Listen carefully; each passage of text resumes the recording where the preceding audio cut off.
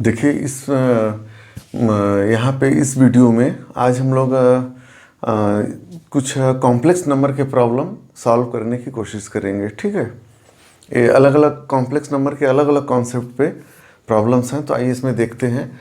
इसमें पहला प्रॉब्लम है मॉडुलस ऑफ आई। इसकी वैल्यू क्या होगी? मॉडुलस ऑफ आई।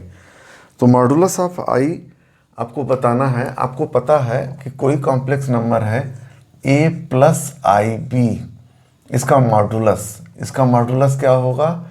यह हो जाएगा अंडर रूट ए स्क्वायर प्लस बी स्क्वायर। ये होता है इसका मॉडुलस। ठीक, तो अंडर रूट ए स्क्वायर प्लस बी स्क्वायर। तो इसी तरह आई को आप क्या लिख सकते हैं? आई को लिख सकते हैं 0 प्लस 1 इंटू आई।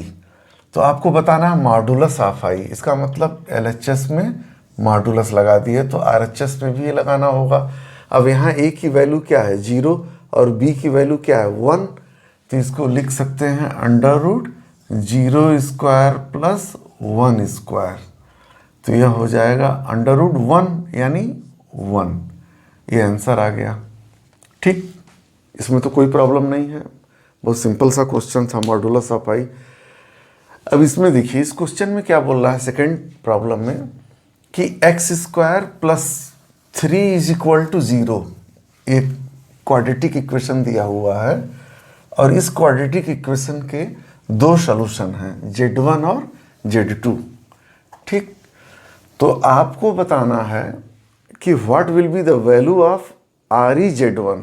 ReZ1 का मतलब आप जानते हैं, आपको समझाया गया है। कॉम्प्लेक्स नंबर पे भी हमारा वीडियो भी है, उसको वहाँ से भी अगर आपको कोई कन्फ्यूजन है देख सकते हैं। ReZ1 का मतलब कि real part of complex number Z1, nothing else. तो यहाँ पे x square plus 3 is equal to 0। तो पहले इसको सॉल्व करिए ताकि Z1 Z2 की वैल्यू आप फाइंड कर सकें। तो इसको लिख सकते हैं x square is equal to -3। तो x square is equal to -3 हुआ। तो यहाँ से इससे हमको ये पता चल गया implies that x is equal to plus minus root -3। ठीक, तो यहाँ क्या हो जाएगा? Implies that x is equal to plus minus, इसको लिख सकते हैं। अब देखिए ये बड़ा कंफ्यूजिंग है, रूट -3। इसको लिख सकते हैं -1 इंटू 3।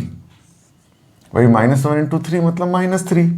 तो इसको फिर लिख सकते हैं plus minus root -1 into root 3, मान लीजिए इस तरह से। तो इसको फिर लिख सकते हैं प्लस माइनस रूट -1 क्या होगा? i, और ये होगा रूट 3। तो ये हो गया रूट 3i। तो x is equal to plus minus root 3i। x is equal to plus minus root 3i, correct. तो x is equal to plus minus root 3i अगर ये यहाँ पे हुआ तो इसका मतलब क्या हुआ? Z1 इज इक्वल टू, आप इसको प्लस रूट 3i ले सकते हैं, root 3i, and Z2 is equal to minus root 3i। क्योंकि दो सोल्यूशन है Z1 और Z2, तो Z1 अगर प्लस हुआ तो Z2 माइनस वाला हो जाएगा, सेम है। अब यह एक कॉम्प्लेक्स नंबर है तो ReZ1 आपसे बोल रहा है। तो देखिए Z1 को आप क्या लिख सकते हैं? रूट, यहाँ तो रूट 3i तो है ही है, तो इसको लिख सकते हैं 0 प्लस रूट 3i। तो RE क्या होगा? Z1 a plus I B. तो ये वाला पार्ट रियल होगा Z1 का रियल पार्ट यहाँ, और Z1 का इमेजिनरी पार्ट ये वाला रूट 3। तो implies that ReZ1 is equal to 0। अगर मान लीजिए आपसे ReZ2 पूछता तो क्या होता? वह भी 0 होता। क्यों? क्योंकि Z2 is equal to minus root 3i। तो इसको फिर आप लिख सकते थे is equal to 0 minus root 3i। Implies that ReZ2 is equal to 0। क्योंकि यह रियल पार्ट है या इमेजिनरी पार्ट है, तो रियल पार्ट यहाँ भी 0 और इमेजिनरी पार्ट तो √3 है ही करेक्ट। ठीक है, प्लस माइनस। अब यहाँ पे देखिए ध्यान क्या देना है, यहाँ आपसे बड़ा सिंपल करके पूछा गया है ReZ1। आपसे ऐसा भी पूछा जा सकता था imaginary Z1 upon imaginary Z2। तो इमेजिनरी Z1 क्या होता √3 और इमेजिनरी Z2 क्या हो जाता -√3। तो √3 अपॉन -√3, तो आंसर आ जाता -1। ठीक है, तो ऐसे भी क्वेश्चन बन सकते थे। अब कॉम्प्लेक्स नंबर का देखते हैं कि इस क्वेश्चन सीट में और कोई प्रॉब्लम है तो उनको भी सॉल्व करते हैं, क्योंकि मुझे लगता है अभी 1-2 प्रॉब्लम और है कॉम्प्लेक्स नंबर से रिलेटेड, और हो सकता है कि इसका कुछ दूसरे कॉन्सेप्ट पे हो। यहाँ पे दिया हुआ है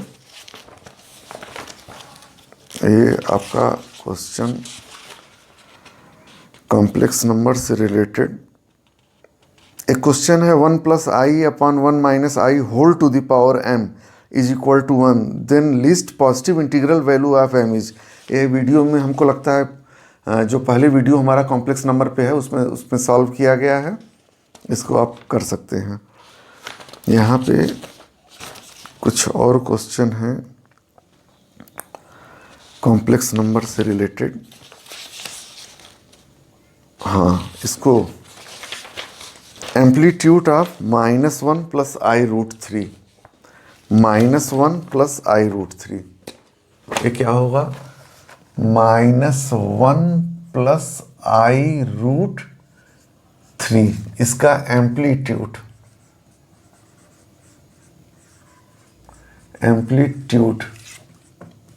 ये क्या है, ये आपको बताना है। -1 + i√3 ये क्या होगा। तो आप जानते हैं कि एम्पलीट्यूड क्या होता है, यह हो जाएगा theta is equal to tan inverse. जैसे अगर मान लीजिए इसका स्टैंडर्ड फॉर्म आप लिखिए, पहले एक बार जरा कॉन्सेप्ट रिवाइज कर लीजिए। a + ib, ये स्टैंडर्ड फॉर्म है किसी कॉम्प्लेक्स नंबर का। z इज इक्वल टू, तो एम्पलीट्यूड ऑफ z ये क्या होगा, एम्पलीट्यूड ऑफ z हो जाएगा यहाँ पे, यह हो जाएगा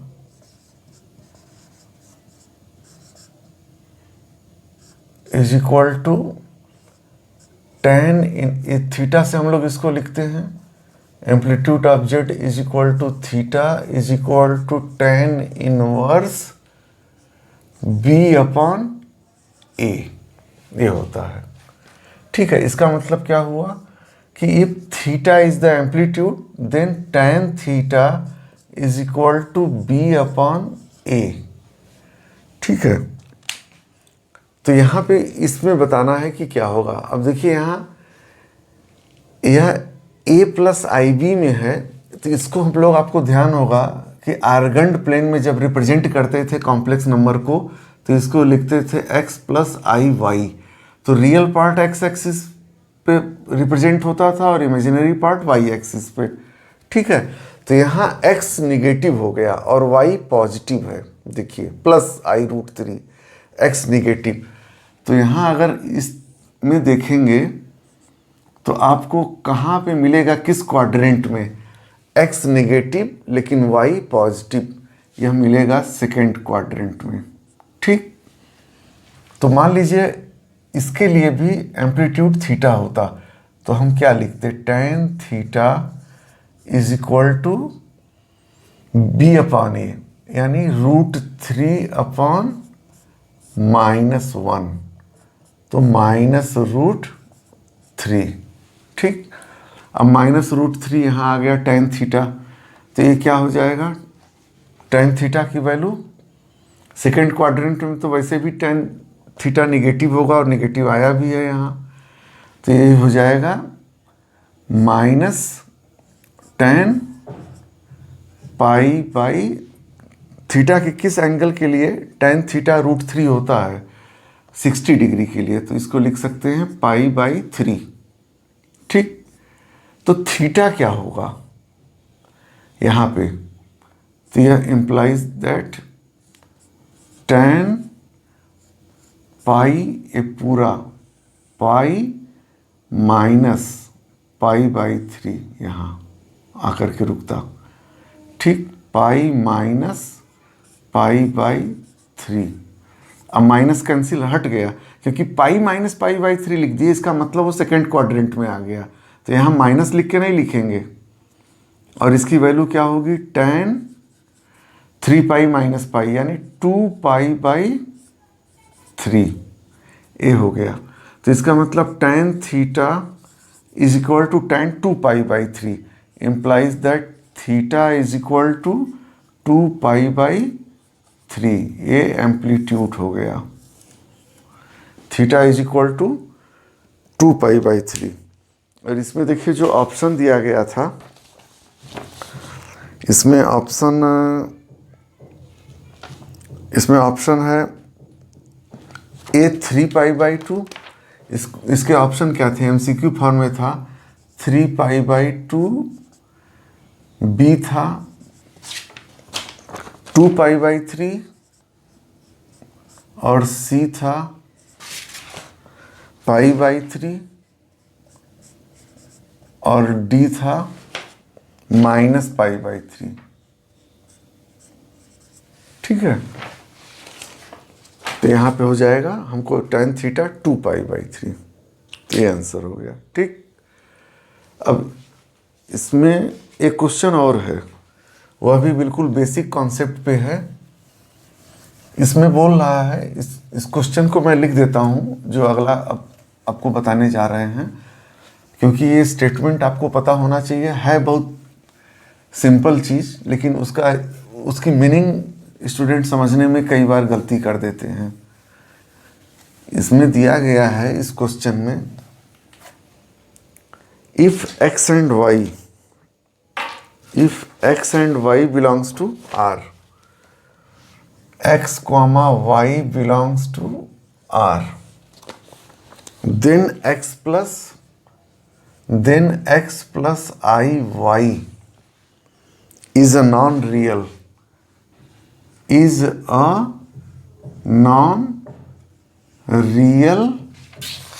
complex number.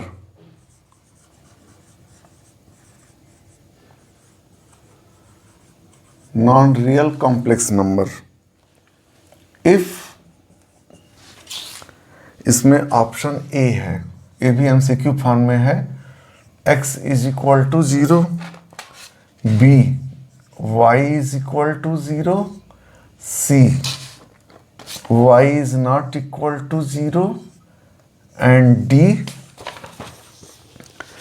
x is not equal to 0। x is not equal to 0। अब इसका मतलब समझिए कि क्या हुआ, x y belongs to R यानी एक्स वाई रियल है, तो x plus i y is a non real complex number, non real complex number. ठीक है, आपको मैं बताया था कि अभी तक सबसे बाप नंबर क्या था, सारे नंबर का बाप था कॉम्प्लेक्स नंबर। क्यों? क्योंकि किसी भी रियल नंबर को आप कॉम्प्लेक्स नंबर के फॉर्म में लिख सकते हैं।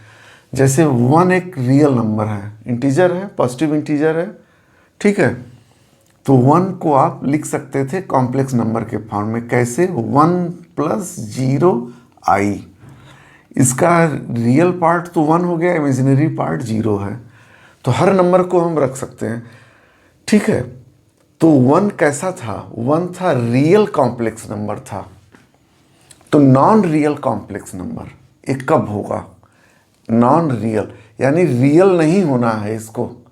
इसका मतलब कि जो इसका इमेजिनरी पार्ट है, मान लीजिए जेड अगर कोई कॉम्प्लेक्स नंबर है, जेड एक कॉम्प्लेक्स नंबर है, कॉम्प्लेक्स नंबर एक्चुअली ये जो क्वेश्चन है ये प्योर हार्डकोर थ्योरी है, तो थ्योरी को इसको समझना जरूरी है। बाकी आप बहुत न्यूमेरिकल सॉल्व कर सकते हैं, लेकिन थ्योरी में प्रॉब्लम होती है।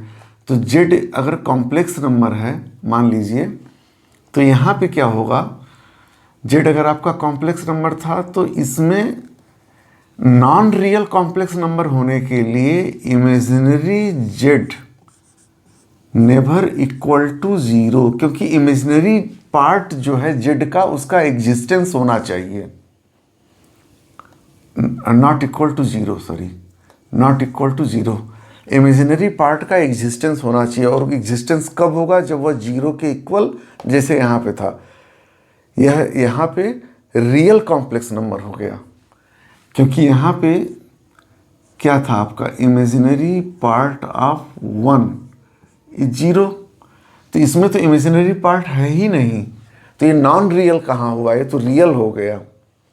तो नॉन रियल होने के लिए इमेजिनरी पार्ट को जीरो नहीं होना है।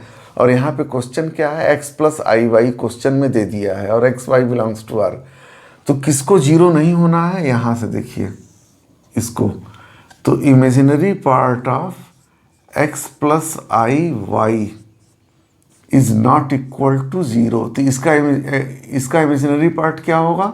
y, सिर्फ y, तो y is not equal to zero. क्यों? क्योंकि नॉन रियल बोल रहा है, इसलिए इमेजिनरी पार्ट ये जीरो नहीं होना चाहिए। ठीक है, अगर यही बोल देता कि x plus i y is a real complex number, तो रियल कॉम्प्लेक्स नंबर होने के लिए y को जीरो होना होगा, तब ये वाला ऑप्शन हो जाता। तो नॉन रियल कॉम्प्लेक्स नंबर, तो ये वाला ऑप्शन सही हो जाएगा, y is not equal to zero. तो ये थ्योरी पार्ट था। तो कॉम्प्लेक्स नंबर का भी हम लोग सॉल्व कर लिए। अब एक क्वेश्चन इसमें है शीट में, लीनियर इनइक्वालिटीज से रिलेटेड, बड़ा छोटा सा क्वेश्चन है, लेकिन बहुत सारे स्टूडेंट इस क्वेश्चन को या तो गलत कर देते हैं या कंफ्यूज्ड हो जाते हैं। उसको मैं आपको बताऊंगा ओरली कैसे सॉल्व करेंगे, देख लीजिए इसी वीडियो में। इसको यहाँ बताते हैं, इसमें दिया हुआ है कि if minus 12x is less than 30, ठीक है, तो x बिलोंग्स टू i, यानी x एक इंटीजर है, then x belongs to question mark.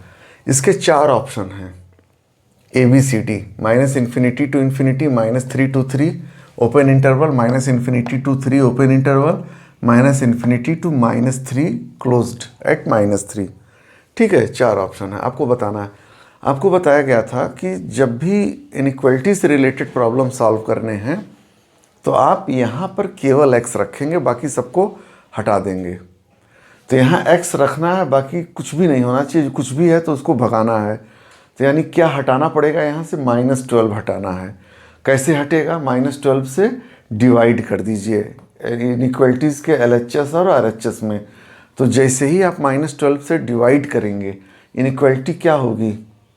यह रिवर्स हो जाएगी इनइक्वालिटी। तो यानी x इज यहाँ पे ग्रेटर देन -30/12, -12x, यहाँ पे -12x इज ग्रेटर देन है क्वेश्चन में, सॉरी क्वेश्चन में है -12x इज ग्रेटर देन, ये लिखने में गलत हो गया था, -12x। तो जैसे आप लिखेंगे इसको तो ये क्या हो जाएगा? यहाँ से इम्प्लाइज दैट आपको ओरली सॉल्व करना था, तो x इज लेस देन -30/12, ये आप समझ गए। अब -30/12 क्या होगा? इसको डिवाइड करेंगे तो आएगा -2.5, ठीक है। तो -2.5 इसका मतलब क्या हुआ? -2.5 का मतलब ये हो गया कि यहाँ से इंटीजर है, तो -2.5 से लेसर इंटीजर क्या होगा?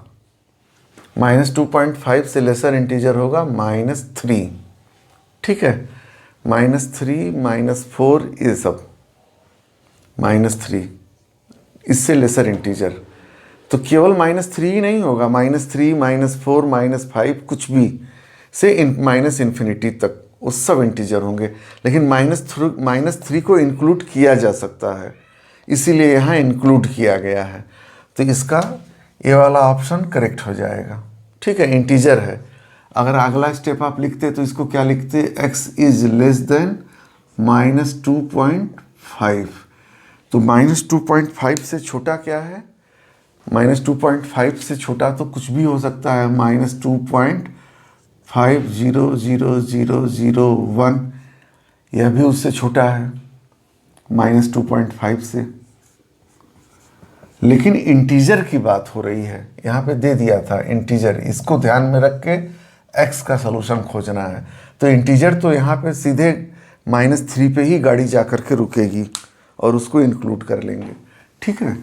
तो इसमें यही इतना है, और बाकी और कुछ प्रॉब्लम है वो हम आपको या तो अगले वीडियो में सॉल्व करेंगे, या मुझे लगता है कि अब जो आपका अगला टॉपिक है एनसीईआरटी का अगला चैप्टर, जो कि सीक्वेंस एंड सीरीज़, ठीक है। तो अगला वीडियो हमारा उसी के ऊपर होगा, सीक्वेंस एंड सीरीज़ के ऊपर। तब तक आप लोग जितना अभी तक बताया गया है वीडियो को दोबारा देखिए और उसको अच्छे से रिवाइज करिए कॉन्सेप्ट को। ऐसा ना हो कि एनसीआर और एनपीआर के डिफिनीशन में ही आप अटकने लगे, ठीक। तो अच्छे से रिवाइज करिए और वीडियो को पॉज करके क्वेश्चन को नोट करिए और सॉल्यूशन भी आप एक बार अपने से सॉल्व करिए, फिर यहाँ से देख करके उसको करिए।